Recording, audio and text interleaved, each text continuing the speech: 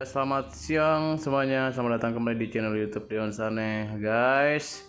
Ini ya, Bitcoin, Ethereum ini sudah turun sepanjang hari ini, turun 5%, 7,27%. Binance Coin turun, Cardano, XRP semuanya turun, guys. Shiba Inu apalagi, Polygon ya, ini juga turun. Jadi kalau kita melihat pergerakan market kita ini memang belum sepenuhnya stabil, bahkan cenderung bearish trend gitu ya panjang akhir tahun ini. Nah, ada berita-berita miring juga ini berkaitan dengan namun ya kita itu dulu ya, kita berita bagusnya dulu ya. Jadi investor metaverse ini bandingkan Decentraland dan Sandbox dengan Manhattan pada 1800-an dilaporkan. Jadi investor di sektor metaverse ini sedang berkembang, dunia digital baru dan real estate utama New York ratusan tahun lalu katanya. Seperti real estate New York gitu di 800-an tahun yang lalu lah gitu ya katanya.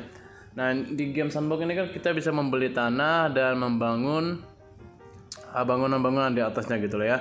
Decentraland dan Sandbox ini seperti itu gitu.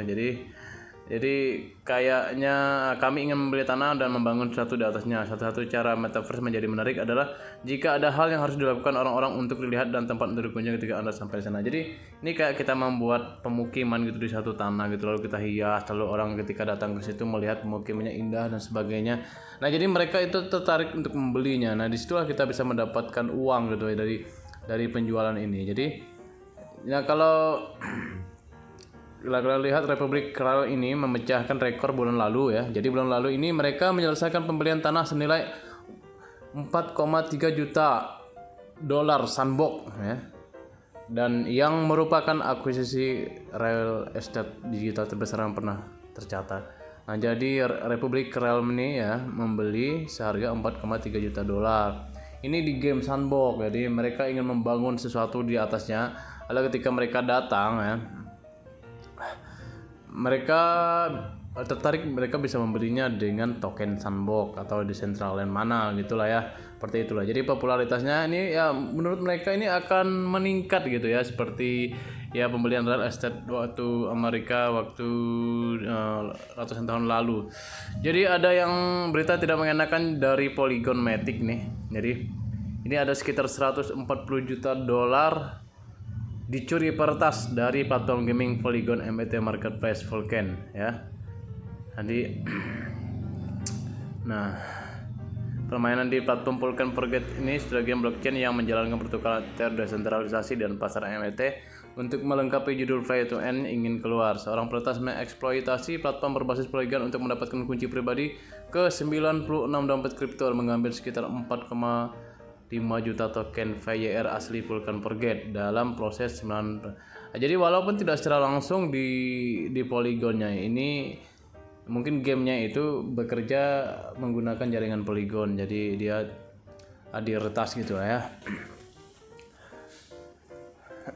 Lalu berita yang tidak mengenakannya adalah XRP rival ya. Ini kabarnya akan dihapus oleh bursa Kanada lainnya. Itu. Jadi kalau sepanjang bulan lalu XRP ini kan, nah pertukaran Kanada menghapus XRP menyisakan lebih sedikit opsi perdagangan di Amerika Utara. Jadi di Amerika Utara ini banyak yang sudah menghapus XRP dan ini karena apa ya? Karena regulasinya itu belum jelas gitu ya. Nah, kami akan terus memantau XRP dan jika ada perubahan kami akan bertindak sesuai gitu ya. Jadi ini kan kemarin XRP ini belum selesai gitu ya sidangnya dengan SEC. Jadi pada bulan Januari banyak bursa yang berbasis di AS ini termasuk Coinbase, Kraken, Binance US dan platform perdagangan lainnya dipindah untuk menghentikan perdagangan XRP karena ketidakpastian peraturan seputar cryptocurrency. Nah, yang terbesar XRP itu sebetulnya berada di Binance dan Huobi. Nah, ini juga berita buruk juga buat XRP walaupun ini belum tentu benar juga ya. Jadi karena memang XRP ini kan sedang sidang dan sedang terhimpit kasus di SEC gitu ya. Jadi sedang dalam pengawasan regulasi lah mereka ini gitu. Jadi pada awal Desember kemarin Bitboy ini, nama platformnya di Kanada itu Bitboy ya. Bitboy ini sudah mengumumkan akan mendelisting SRP _CAD atau SRP _BTC, keduanya akan dihapus di platform perdagangan. Jadi Bitboy ini mendesak pengguna untuk menarik token yang tersisa dari bursa sebelum penghapusan dilakukan. Ia menambahkan bahwa SRP akan diganti dengan cryptocurrency yang lainnya. Jadi walaupun popularitas SRP ini bagus sebetulnya sebagai alat transaksi gitu, tapi banyak yang tidak setuju gitu ya. Jadi begitu guys. Jadi untuk yang pegang SRP kita tunggu saja ya. Jadi ini bukan FAT buat kalian, bukan berita negatif, tapi ini kita melihat berita dari You Today.